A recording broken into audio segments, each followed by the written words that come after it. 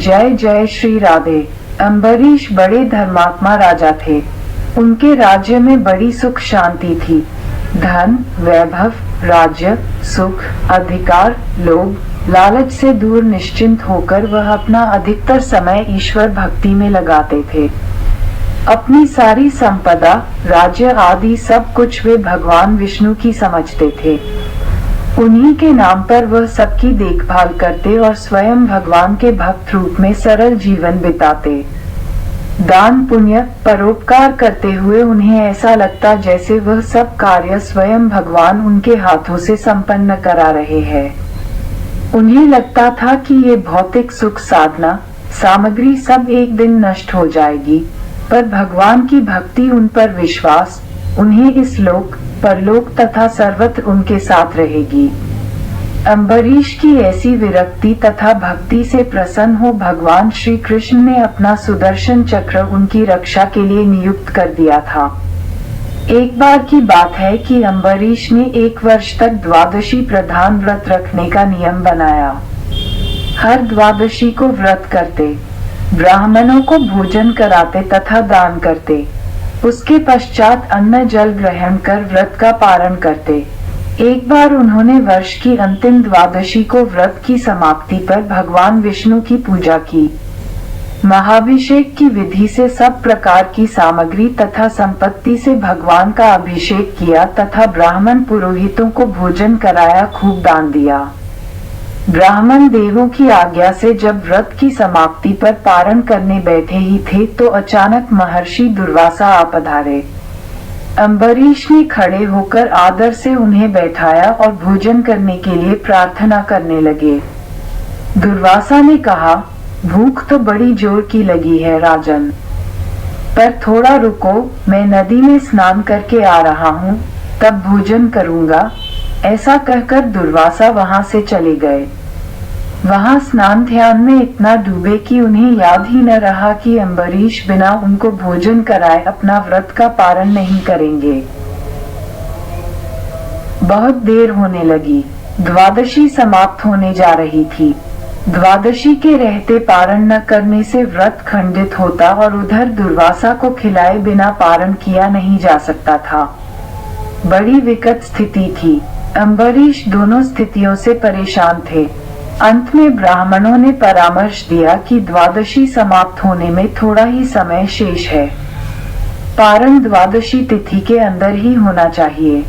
दुर्वासा अभी नहीं आए, इसीलिए राजन, आप केवल जल पीकर पारण कर लीजिए।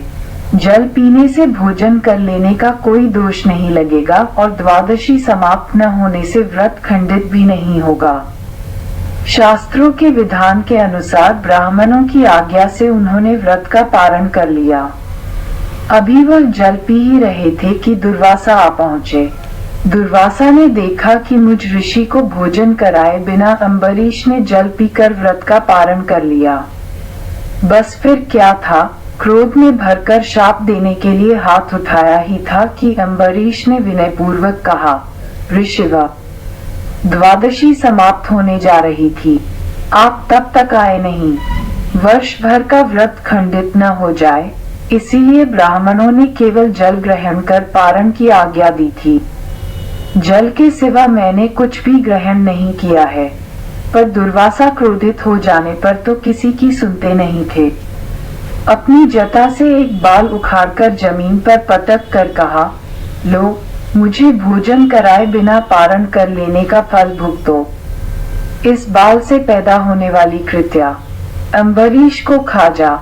बाल के जमीन पर पड़ते ही एक भयंकर आवाज साथ कृत्या राक्षसी प्रकट होकर अम्बरीश को खाने के लिए दौड़ी। भक्त पर निरपराध कष्ट आया देख उनकी रक्षा के लिए नियुक्त सुदर्शन चक्र सक्रिय हो उठा।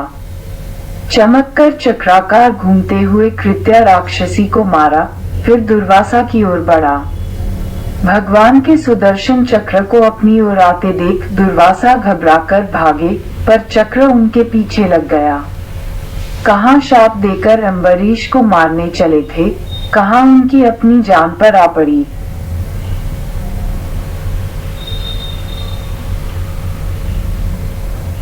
ऋषि दुर्वासा सुदर्शन चक्र से बचने के लिए भागने लगे। जहाँ कहीं भी छिपने का प्रयास करते, वहीं चक्र उनका पीछा करता। भागते भागते ब्रह्मलोक में ब्रह्मा के पास पहुँचे और चक्र से रक्षा करने के लिए गुहार लगाए। ब्रह्मा बोले, दुर्वासा, मैं तो सृष्टि को बनाने वाला हूँ। किसी की मृत्यु से मेरा कोई संबंध नहीं। आप शिव के पास जाओ, वे महाकाल है, वह शायद आपकी रक्षा करे। दुर्वासा शिव के पास आए और अपनी विपदा सुनाई। दुर्वासा की दशा सुनकर शिव को हंसी आ गई।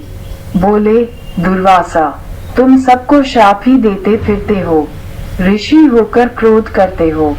मैं इस चक्र से तुम्हारी रक्षा नहीं कर सकता, क्योंकि यह विष्णु का चक्र है। इसलिए अच्छा हो कि तुम विष्णु के पास जाओ, वहीं आपको अपने सुदर्शन चक्र से बचा सकते हैं। दुर्वासा की जान पर आ पड़ी थी। भागे भागे भगवान विष्णु के पास पहुँचे। चक्र भी वहां चक्कर लगाता पहुंचा। दुर्वासा ने विष्णु से अपनी प्राण रक्षा की प्रार्थना की।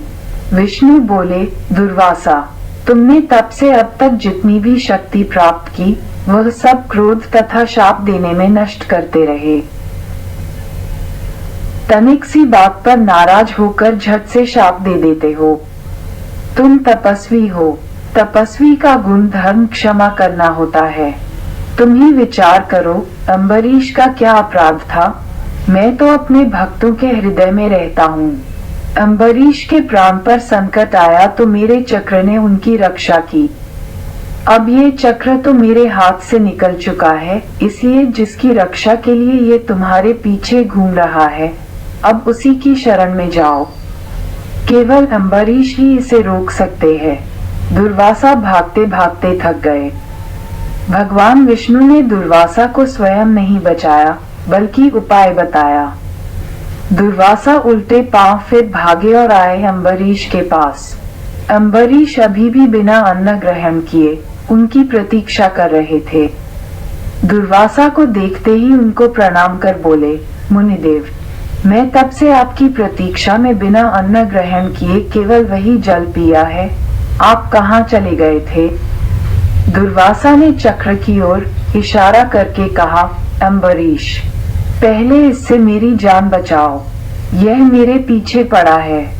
तीनों लोकों में मैं भागता फिरा, पर ब्रह्मा, विष्णु, महेश किसी ने मेरी रक्षा नहीं की।